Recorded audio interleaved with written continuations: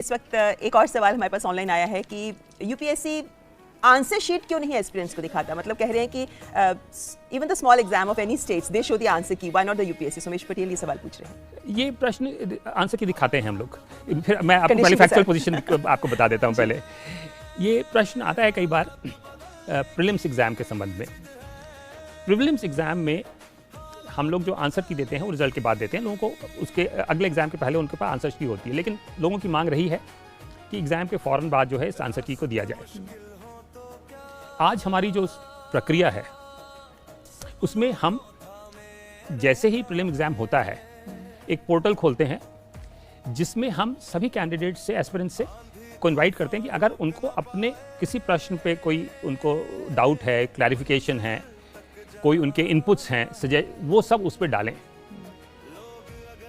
और हमें हजारों इस तरह के इनपुट्स आते हैं, अभी भी आते हैं।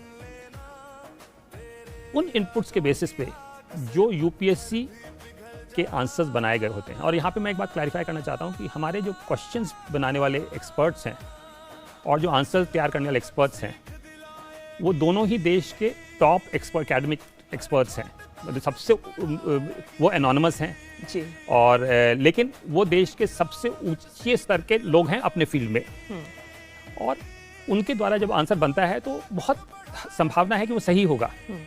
लेकिन उसके बाद जब ये इनपुट्स आते हैं कैंडिडेट्स के, वो इनपुट्स हम उन एक्सपर्ट से शेयर करते हैं और वो अपने आंसर को रिव्यू करते हैं उन इनपुट्स के बेसिस पे।